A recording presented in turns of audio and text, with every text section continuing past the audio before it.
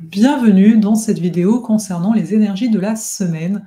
J'ai voulu ici qu'on se concentre sur l'énergie de Pluton qui redevient direct et de Jupiter qui lui va passer rétrograde. Donc ce qui est intéressant dans cette semaine, c'est de voir qu'il y a deux planètes lentes. C'est sûr que Jupiter est beaucoup plus rapide que Pluton, mais ça reste des planètes lentes qui nous font comme un pas de danse particulier. Ça a été le cas le mois dernier.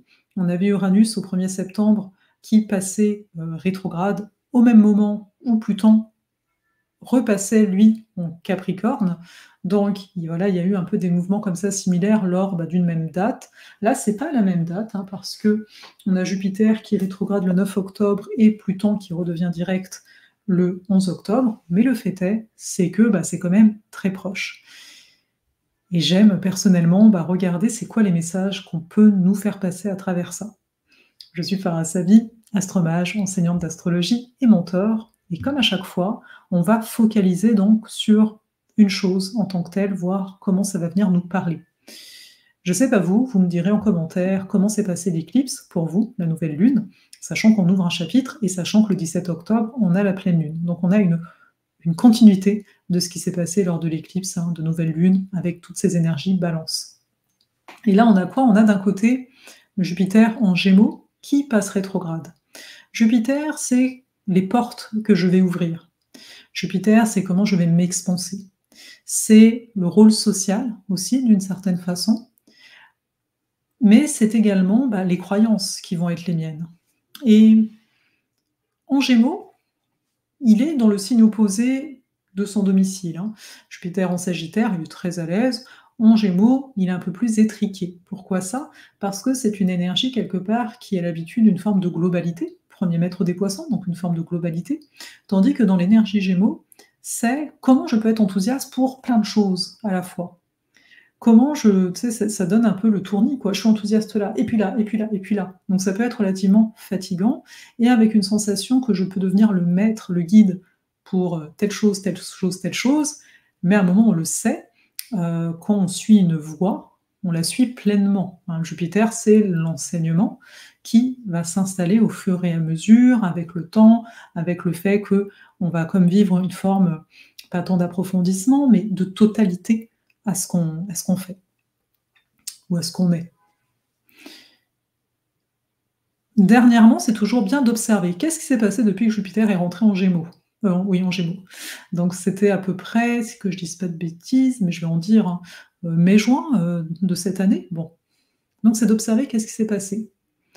Est-ce qu'on a observé dans la façon peut-être de consommer, Jupiter, il y a la notion de consommation, de consommer plein de petits trucs. Ah, ça c'est peut-être pas cher. Ah, ça non plus, c'est pas cher. Et puis voilà, donc je consomme, je prends plein de choses, mais en fait, ça ne m'ouvre pas plus que ça. Vous voyez, ce serait peut-être qu'on a pu, par rapport à nous, par rapport à l'extérieur, de dire, ouais, il y avait comme plein d'expansions possibles, mais en fait, on n'embrasse pas une voie. Et là, comme il est rétrograde, il y a à chaque fois ce regard de dire, c'est quoi la réussite pour toi actuellement? Quand on parle de réussite, on parle donc aussi de croyance. Moi, je crois que telle chose, c'est la réussite pour moi, que voilà, ça va compter pour moi en termes de réussite dans mon esprit. C'est sûr que ceux qui ont Jupiter rétrograde dans leur carte, c'est assez naturel de penser comme ça, c'est-à-dire que la légitimité va venir de soi. On le dit de façon commune, mais voilà, c'est comme si tout le monde va vivre cet aspect-là de dire « tu cherchais quoi en fait à l'extérieur comme reconnaissance, comme légitimité ?» Parce que ça ne va venir que de toi. Et là, en lien à cette énergie Gémeaux, c'est vraiment de se dire, c'est d'un point de vue intellectuel ou d'un point de vue social. Donc d'un point de vue intellectuel, si tu es du genre à la base de picorer plein de choses, peut-être de se poser, de se dire, mais tu cherches quoi comme légitimité à travers ça? Et au contraire, ça peut être aussi une période où donc on va se dire, attends, moi j'ai plus envie de picorer à droite et à gauche, je sens que j'ai envie vraiment comme d'épouser, en fait, il y a la notion d'officialisation avec Jupiter, d'épouser un intérêt plus qu'un autre. Voilà, je suis peut-être prêt à ça, ou en tout cas, il va y avoir, comme c'est une rétrogradation, il va y avoir des discours intérieurs de cet ordre-là. Donc on s'entend, c'est pas que pour la semaine, c'est quelque chose qui va se perdurer dans le temps. Et on va voir, c'est assez intéressant, je vous en reparlerai pour ceux qui veulent rejoindre le chaudron de Mercure. Il y en a un nouveau qui va avoir lieu en novembre, parce que ce sera maintenant toujours en lien à Mercure, en fait. Et il y aura un Mercure rétrograde qui va rétrograder en Sagittaire, hein, si vous n'étiez pas au courant, là prochainement, enfin à partir de fin novembre. Et donc, ça va être vraiment intéressant d'observer ce lien avec Jupiter. Mais ça, je le ferai pour ceux qui vont plonger dans le chaudron. Voilà. Ensuite, on a donc Pluton. On peut se dire, ok, et donc il y a ce questionnement au niveau légitimité, ce questionnement au niveau de par quel biais je vais m'expanser, donc à moi ici de faire un choix, parce que peut-être vous avez testé aussi, hein, Jupiter Gémeaux, on teste, ouais, mais à un moment, où est-ce que tu vas quand même, hein, par où tu vas commencer à faire des démarches. Et en parallèle, on avait donc un Pluton qui était rétrograde, qui était rétrograde en Capricorne en particulier depuis le 1er septembre. Là, il redevient direct, toujours en Capricorne, et c'est un peu, je vous l'avais nommé, je crois, qu'est-ce qui est peut-être resté en suspens depuis 2020, j'ai envie de dire.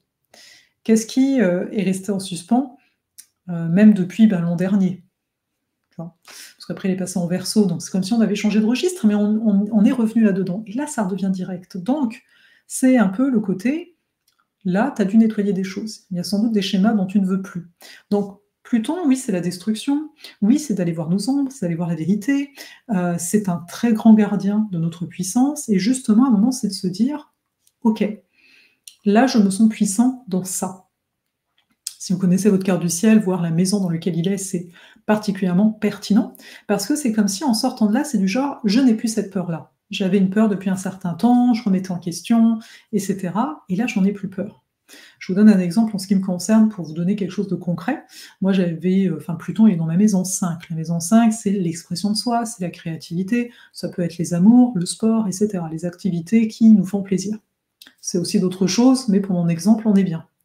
Eh bien, figurez-vous que je pense que c'est depuis finalement, quand il est revenu en Capricorne, ça doit faire peut-être à peu près 2 semaines, que je me suis dit, mais attends, tu as toujours voulu écrire un roman.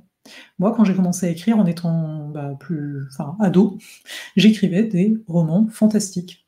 C'était mon dada.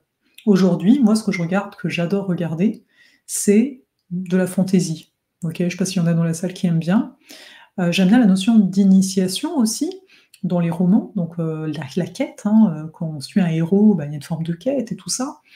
Voilà, je suis autant pour les choses qui se passent aujourd'hui que les choses complètement fantaisistes, bon, soit.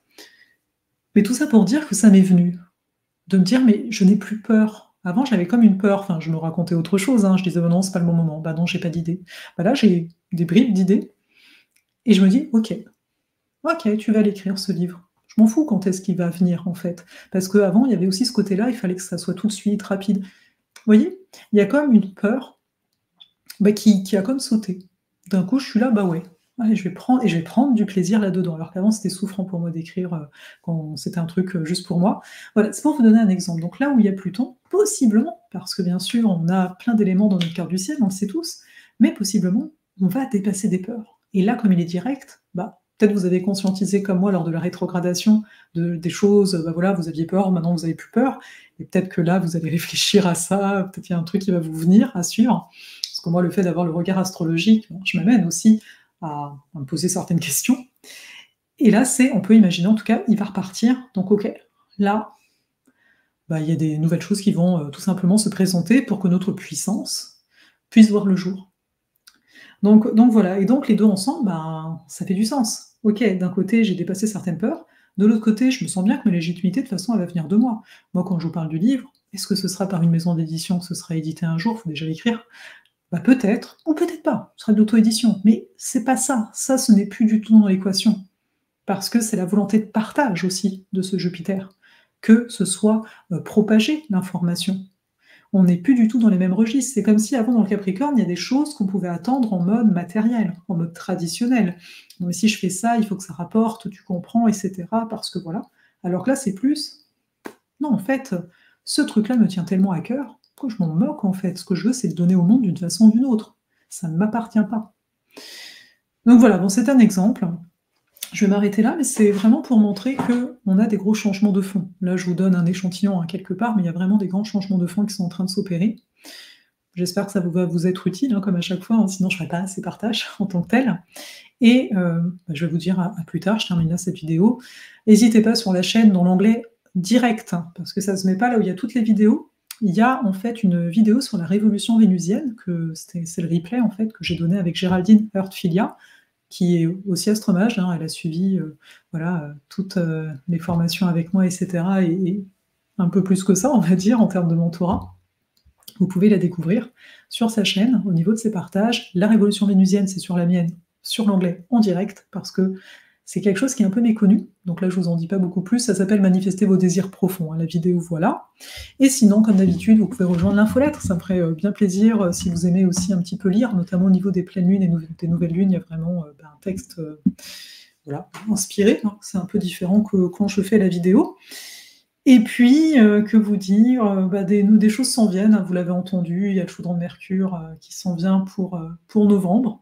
Bientôt, je vous donnerai la possibilité d'embarquer, sachant qu'on va vraiment parler de Mercure à chaque fois, de la positionnement de Mercure. Il y a un soin, oui, il y a un soin, parce qu'on vient agir sur l'énergétique. Hein. Mercure, c'est le transmetteur, hein, il y a de ça, entre autres. Et puis pour le reste, je ne vous en parle pas là. On fait des petites surprises. Merci encore pour ceux qui étaient là à la porte des étoiles. Ça a été quand même un grand moment pour moi, pour ce mois de septembre, j'avoue, même au niveau énergétique, etc. Donc là, j'étais un petit peu plus en retrait. Mais voilà. Je vous souhaite une belle semaine et je vous dis à très vite.